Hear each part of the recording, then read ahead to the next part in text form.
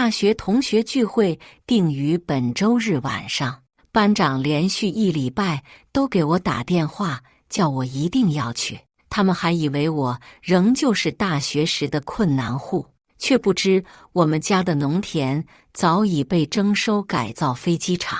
他们为了报复我，甚至恶意举报我包养男模。男模看到消息后，气得加大了力度。老婆，我想咬人。大家好，开始今天的分享之前，希望你能给人间烟火点个订阅，我将会分享更多优质的内容。本周日是毕业10周年的大学同学聚会，班长夏云熙从周一开始，每天晚上8点雷打不动给我打电话。江佑白，这周日同学聚会，你可一定要来哦。以前同学会你次次不参加，这次不能逃避了呀！你不要怕丢人，混得不好，没有人会笑话你的。他这么3番5次的提醒我一定要到场，无非是觉得我一定是他们几个当中混得最差的一个，想看我笑话而已。大学的时候我家里穷，但是其他个方面我都碾压他，所以夏云熙对我耿耿于怀。可是他不知道的是，我家的万亩农田被征收成机场，光赔偿款就有10位数。我还凭这笔钱开了全市最大的建材公司，又连续参加了几次大的基建建设，早已经赚得盆满钵满。周日到了，我在车库选了一辆法拉利，就直奔龙城酒店。到了聚会的包厢，还没开门，夏云熙的声音就传来了。这个江佑白还没到，怕是不敢来吧？另一个同学也表示赞同。就是，10年过去了，朋友圈也不更新，估计没啥出息。哪有云熙你厉害呀？我就知道，他们这次叫我来，就是为了看我笑话，看我过得多惨，然后再狠狠踩我一脚。可惜，我要让他们失望了。我推开门，同学们的眼睛刷刷刷都停留在我身上。夏云熙最先打破沉默：江佑白，怎么来的这么晚呢？是不是在大厅迷路了呀？这不就是我平时和客户聊天吃饭的地方吗？我连每一层楼有几个厕所都清清楚楚。我笑着对他说，路上堵了点车，就来晚了。夏云熙又继续问，哟，还买车了呀？是奔驰还是保时捷呀？周围的同学都发出了讥笑声，因为他们都知道我不可能买得起这些车。夏云熙只是故意羞辱我而已。我摇了摇头，都不是，是小马。平时我将我的法拉利称作小马，同理，我还有小鱼叉、小牛等等。夏云熙愣了愣，突然想到什么似的大笑。江佑白，你开的不会是爱玛电动车吧？说完，两手做了个骑电动车的姿势，周围一阵大笑。他略带遗憾地说：10年了，江佑白，还想着你会有什么出息，没想到还是老样子。我微微一笑，你就不一样了，你老了很多。我清楚听到夏云熙骂了句国粹，服务员上菜了，上的都是些澳洲龙虾、帝王蟹、日本和牛等等，我都快吃痛风了，所以就没怎么动筷。夏云熙又开始了，江佑白，这么贵的菜是不是没吃过？你多吃点，下次吃不知道什么时候了。我回他，我不爱吃。夏云熙大笑，别装模作样了，是不爱吃还是不敢吃啊？你是不是担心没钱付？你放心吃，这顿饭啊，我请客。同学们纷纷奉承夏云熙，云熙，你真是毫无人性啊，又漂亮又有钱，好羡慕啊！你看读书好有什么用？江佑白过得那么惨，我没说话，因为我知道还不到时候。云熙，你身上这个包不便宜吧？团支书沈露露问道。沈露露当年就是夏云熙的跟班，没想到现在还是改不了老毛病。夏云熙摆摆手，一点都不贵，才4万多，周围响起了啧啧的惊叹声。我看了一眼那个包，最基础的款式，最多只值1万多。他又继续说，我生平最讨厌的呀，就是背假包的人。你说，有的人为了面子，特意背了个假包，这种人多虚荣啊，你说呢？江又白、夏云熙成功将大家的目光吸引到了我这里。我旁边放的是刚拿到手的爱马仕稀有皮包包，光配货就要100来万。夏云熙继续说，江又白呀，你说你拿个别的包也就算了，拿个稀有皮，这不明显就是假的吗？我无语地回对他，你见过这款爱马仕真包？他摇摇头，那你凭什么说我这包是假的呢？你这脑子是不是都是水呀？你是不是亚里士多德的妹妹珍妮玛士多呀？夏云熙的脸色被我对得不太好看。这时，坐在位子上的陈思雨站了起来，他说他是做奢侈品回收的，他能辨别真假。夏云熙连忙说，思思啊，赶紧过来看看这个假包，让某人没法装逼。陈思雨走了过来，拿起我的包看了半天，然后面露惊喜，江又白，这包你卖吗？我愿意出200万回收。我笑着摇了摇头。夏云熙一脸不可置信，你说什么？他这破包能值那么多？陈思雨说，不止，这只光配货就要100来万，更不用说包本身的价值了。我欣慰地点点头，看来还是有人识货的。夏云熙想了想，突然恍然大悟的样子，我知道了，他这包肯定是租的。现在不都流行什么租包吗？租这种包也花了不少钱吧？我直接将包包里的东西拿出来，装进衣服口袋，把包包递给了陈思雨，送你。陈思雨一脸开心，一直说着要把钱给我。夏云熙的表情和吃了狗屎一样难看，他们根本不信我把这么贵的东西随手送人。于是他们2个总结，包是假包，陈思雨是托。3. 沈露露赶紧重新找了个话题，云熙呀，你老公是做什么的呀？夏云熙撩了下自己的头发，我老公是开建材公司的。我抬头看了他一眼，哦哟，难道是同行？他高傲地朝四周看了一圈，然后缓缓说出一句话，慕白集团就是我老公开的。我愣了，慕白集团，老总这不是我吗？沈露露脸上浮现出一副非常崇拜的表情。云熙，你老公好厉害呀！听说那家公司从创立到爆发只花了2年，现在已经垄断了全市的器材供应。夏云熙摆摆手，装作很谦虚地说，还好啦，我老公只是运气好而已。好家伙，这2年我付出了多少努力和汗水才将公司做起来，在夏云熙嘴里就变成了轻飘飘的运气好。夏云熙继续说，最近我老公又签了个50万的合同。我想了想说，慕白不都是100万起签吗？你懂啥呀？沈露露嫌弃极了，你就算给慕白集团打扫卫生，可能都不够格吧？在座的同学又是一阵大笑。我笑了笑，懒得去和他们争论这个，我不想炫太多，毕竟参加完这次聚会，可能和他们大部分人都不会再有联系了吧。有时候你成功了，他们并不会真的为你开心，与其维持这种虚假的关系，还不如当断则断。4. 吃到一半，服务员上来了，问我们楼下停的一辆黄色法拉利是不是我们的，挡住后面的车了，需要去挪一下位置。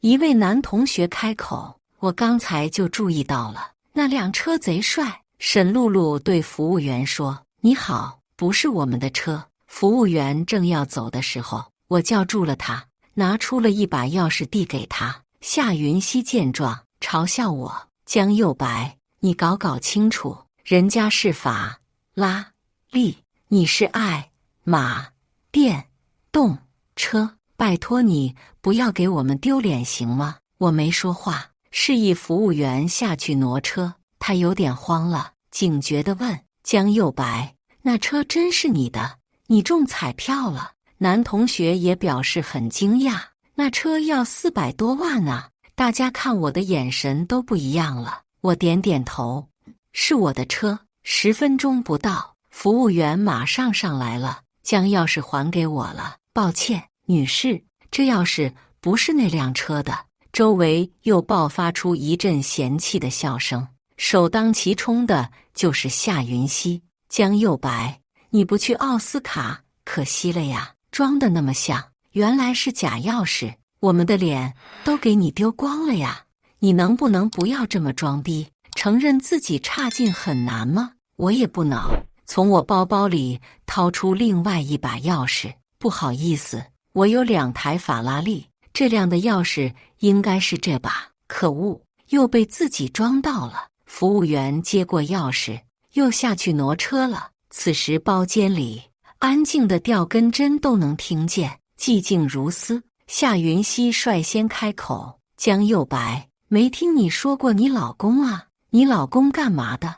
我犹豫了一会，说：“我还没结婚，不过有一个交往了很多年的男朋友。”夏云熙刺耳的笑声又传来了，哈哈哈！很多年的男朋友，江右白，人家这是不想娶你吧？沈露露也跟着说，还有一个可能，那是一个已婚老头。其他人也跟着附和。道不同不相为谋。我正打算找个借口溜走，电话响了，我接起来，是我的男朋友纪灵。小柚子，你怎么还不回来？要不要我来接你？不用了，我自己回来。不行，我不放心你。龙城酒店是吧？我来接你。那你记得戴好口罩和帽子，别让人看到。纪灵，我男朋友，国内2线小明星，为了他的前途，我选择不公开我们的关系。纪灵觉得他不在乎，但是我在乎，我不想他的努力白费。夏云熙听了，急吼吼地开始喊起来：“戴好口罩，戴好帽子！”江右白，你这个男朋友有多见不得人啊？是不是长得很丑？所以你真的为了法拉利出卖了自己的身体？我啪的一下给了他一个巴掌，嘴巴这么臭，今天吃屎了呀！你有病就去治，别放出来到处咬人。夏云熙的脸一下子就黑了，他生气也要打过来，被我狠狠抓住。夏云熙，我已经不是以前的江右白了，如果你敢打我，你就试试。也许被我的气势吓到了，他愣了半天，其他同学也不敢出声。纪灵给我发消息说他到了，我拿起我的包包，头也不回地走了。然后我看到夏云熙叫同学们都出来，一起去看我的丑逼男友。到了楼下，只有一个老头在门口等。夏云熙装作很惊讶的样子：“江右白，你的男朋友呢？难道就是这位比你爸年纪还大的老头？天哪，你真的好 cheap！” 我走到那老头面前，叫了一声：“陈叔。”陈叔弯腰对我鞠了个躬：“江小姐好。”然后纪灵从车里下来，全身黑色，口罩和帽子都戴得严严实实，1.85米，身材修长。同学们的眼睛都直了，特别是夏云熙，那表情比吃了屎还难看。我把我那辆法拉利的钥匙给了陈叔，让他帮我开回去。纪灵直接开着车带我走了，剩下江云熙他们几个面面相觑，一脸震惊。到家后，我拿出手机，看到好几个同学的好友请求，还有沈思思给我发的信息：“右白，你不知道刚才夏云熙的表情有多难看，他一边骂你，一边骂那个帅哥，你要小心点他。”我回：“我就喜欢看他讨厌我，但是又干不掉我的样子。”几天后，我刚在停车场停好车，居然听到夏云熙的声音：“江右白，你来慕白集团干什么？”我能来干什么？我是慕白的老总啊，当然是来上班的呀。夏云熙自顾自想了想，说：“我明白了，你也是来这里面试的？面试？助理是和我说过，今天有几个新人来面试。我告诉你，你趁早死了这条心吧。我老公是面试官，我让他直接把你 pass 掉。我劝你还是提前滚吧，不然等下被刷下去了就丢人了。一共有3个面试官，人事和主管是女的，另一个就是公司的副总了。难道夏云熙老公是公司的副总黄海波？我悄悄打开了录音键，夏云熙还在继续吹嘘。我老公说等我入职1个月后就让我升主管。我冷笑道：你老公真有这么大权力？夏云熙沾沾自喜，当然，他是公司一把手，公司每个人都要听他的。他说他们的老总没能力，还爱瞎指挥，迟早有一天要把老总挤下去。黄海波，没想到你居然这样想把我挤下去，还早着呢。我回怼了他一句：你让他别做梦了，洗洗睡吧。然后转身直接往公司走去。我更多的是失望，连身边的员工都算计着我。我到公司的时候，面试已经开始了。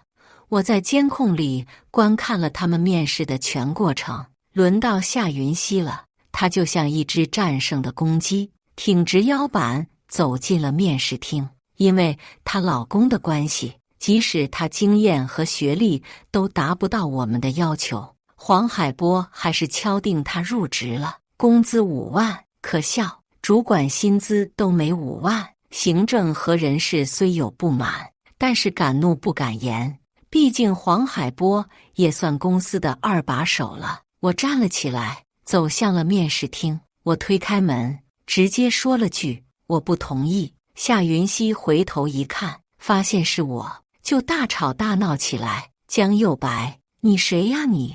你有什么资格不同意？你看我入职了，你眼红是吧？赶紧滚吧，别在这里丢人现眼了。她的嘴噼里啪啦一顿输出，完全没有注意到她老公惊慌失措的眼神。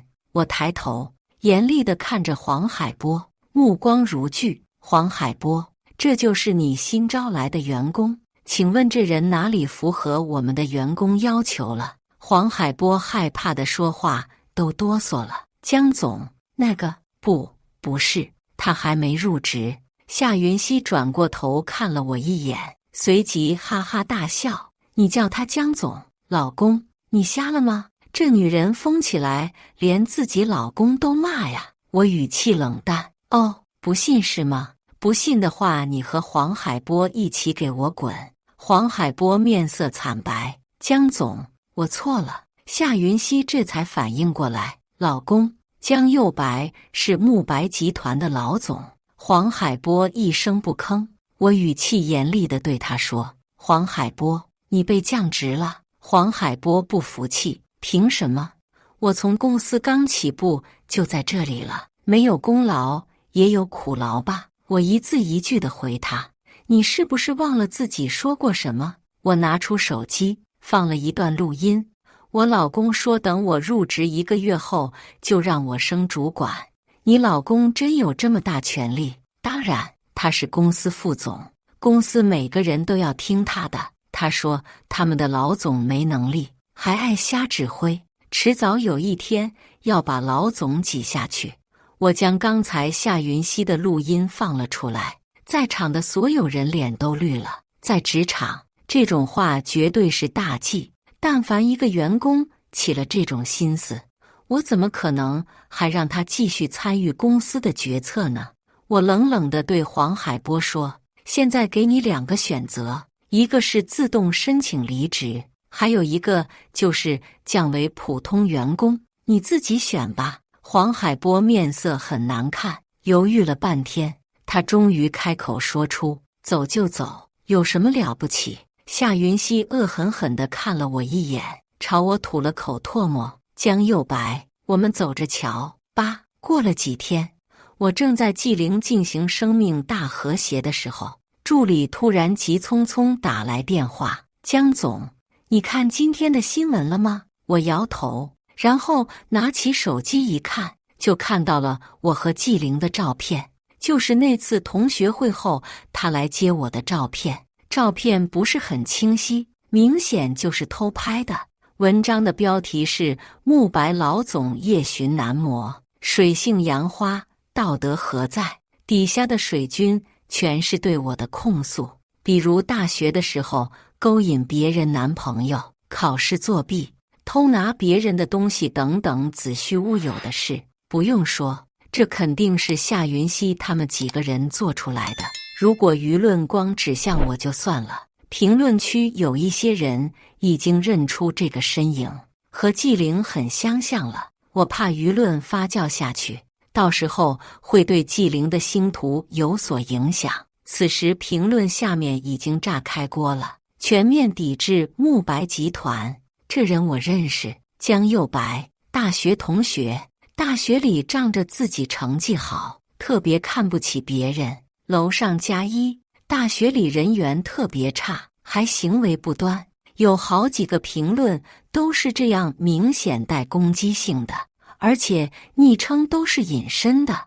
我本不想给纪灵看的，他要是知道自己被当成鸭子，不得气个半死。谁知他却一把抢过我的手机，快速将新闻划过。他们怎么能这么说你？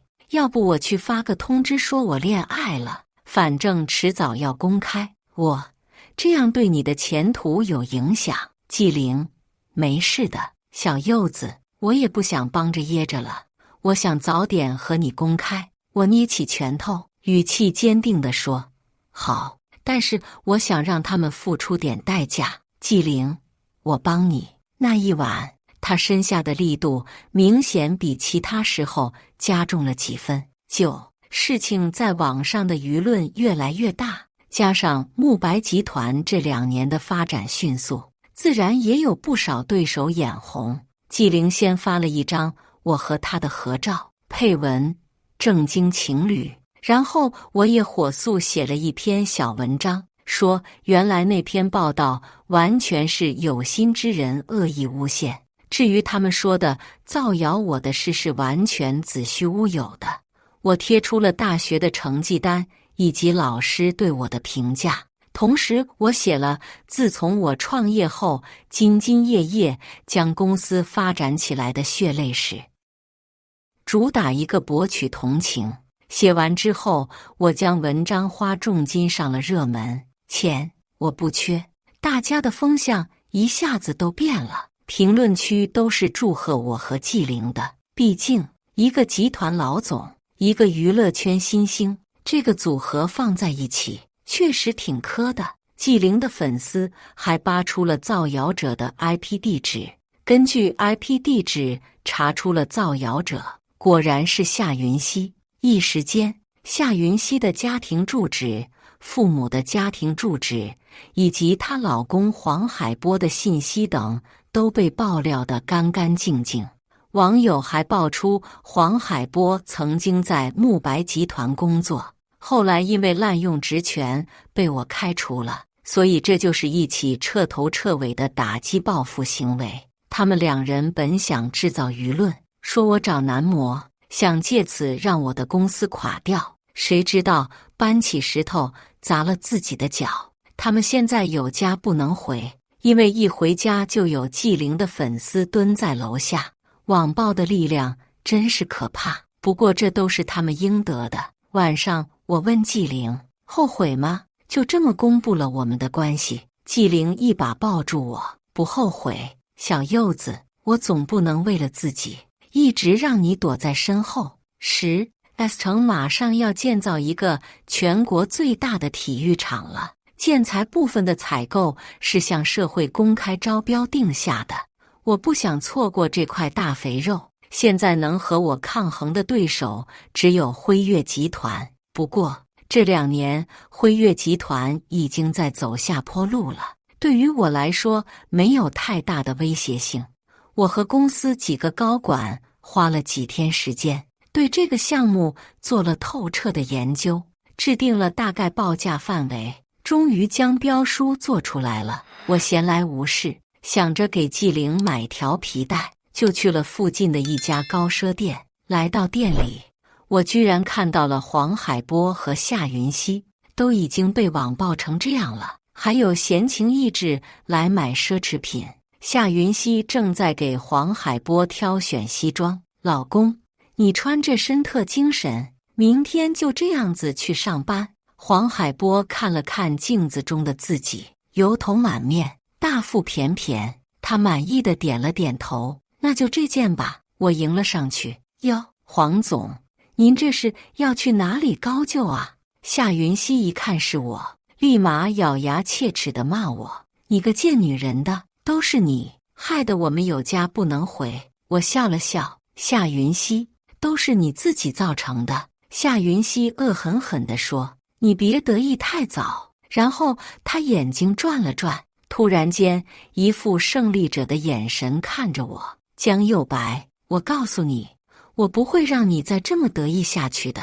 我冷笑了一声，那你就试试看吧。他的眼神有那么一点不对劲，我隐约觉得这次的事情没那么简单。11回到家，纪灵已经做好饭了。我望着简单又用心的菜，笑意盈盈地问他，今天的通告这么早结束了吗？纪灵摸了摸我的头，你明天亲自去招标，当然要好好给你补补了。我思考了一会，明天的招标可能去不了了。然后我和纪灵讲了所有事情的经过，纪灵安慰我，我一直都在。晚上12点的时候，我手机里警报大响，我知道鱼儿上钩了。等我赶到公司的时候，孙哲已经被保安控制住了，他手里拿的正是我们第2天要投标的标书。孙哲结结巴巴和我说，江总，我只是想来拿一下标书。我拿出监控画面，画面里的孙哲先是去偷偷拿了标书，然后潜入我的办公室，打算去删掉电子存档。我盯着孙哲拿标书，然后呢？孙哲沉默不语。我目无表情地说，是不是准备给黄海波？如果我没猜错的话，他是不是正在楼下等着呢？孙哲瞪大了眼睛，不可置信地看着我，然后一边哭一边抱住了我的大腿。江总，我错了，再给我一次机会。黄海波现在去了辉悦集团，他说给我10万元，我才干的。果然不出所料，黄海波去了我的对手公司，用偷取标书的代价作为他高升的筹码。我冷冷地看着他，不一会儿，保安就把在楼下望风的黄海波抓来了。黄海波，你和孙哲勾搭偷取公司标书，人赃俱获，我已经报警了。黄海波双目猩红，江右白，果然我老婆说的对，你是不是个东西？你别乱诬赖人，我和这个孙哲根本不认识。孙哲脸色一白，黄海波，你别乱咬人，明明是你叫我去偷的。黄海波得意地说，证据呢？你有什么证据吗？孙哲愣了，他和黄海波所有关交易的内容都是面对面说的，在手机里根本没有留下任何记录。如果黄海波死不承认，这个锅就要他一个人背了。他绝望地坐在地上，我拿出手机给黄海波放了一个监控视频，视频里他和孙哲在咖啡店里面对面坐着，两人清晰的对话声传来，黄海波，给你这个数，只要你能拿到标书。黄海波伸出10个手指，孙哲犹豫了一会，答应了。黄海波，拿到后不用给我，直接摧毁。如果你能把江右白电脑里的存档处理掉，再给你加5万。他们当时的聊天记录已经变成了指认他们的证据，铁证如山，容不得他们狡辩。这也要感谢纪灵，是他找人特地查来的监控录像。黄海波瘫坐在地上，然后死命地盯着我。江右白，你会有报应的。我笑了笑，有没有报应我不知道，我只知道你即将被送去警局了。后来警察也来了，将黄海波和孙哲带走了。因为今天晚上的事，我没有参加第2天的投标，辉月集团中了标。后来这件事也被添油加醋地传了出去，辉月集团的形象大受影响。工程项目方决定取消辉月集团的资格，重新进行公开招标。12，恭喜江总，我们中标了。助理给我汇报了最新消息，我终于长舒了一口气，终于结束了。前一阵子这么多事压得我脑壳疼。我走到停车场，纪灵打了视频电话过来，我顺手接起。小柚子，纪灵还没说完，我抬头看到了夏云熙出现在了我的面前，他恶狠狠瞪着我。江右白，拜你所赐，我的一切都毁了。我冷笑道，你虚荣、贪婪、自大，现在的结果都是你自找的。夏云熙继续大声嚷嚷着，现在我老公被你害得去坐牢了，我的人生也被毁了，我不可能让你活得那么舒服。我顿了顿，哦，那你想干嘛？夏云熙也不说话，慢悠悠向我靠近，说时迟，那时快，他拿出一把刀，朝我狠狠刺来。13，我巧妙地躲开了。贱女人，去死吧！夏云熙像疯了一样，又向我刺来。住手！警察的声音传来。趁夏云熙一分神，我赶紧将他的刀一脚踢下。夏云熙，你还是输了。警察将夏云熙控制住，他绝望地大喊道：江右白，凭什么？凭什么？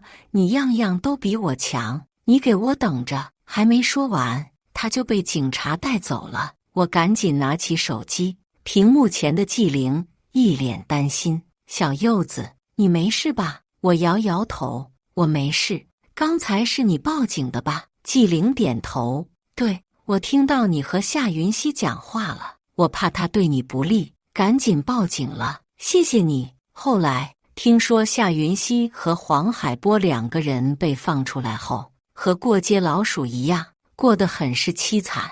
走投无路的黄海波居然让夏云熙出去卖，结果又被抓进去了。不过这些都和我无关了，我已经和纪灵结婚了，生了1儿1女，开启一家4口的幸福生活了。以上就是今天分享的故事，大家有什么想说的、想吐槽的，欢迎在下方评论交流，也更希望能给人间烟火点个订阅，我将会分享更多优质的故事内容。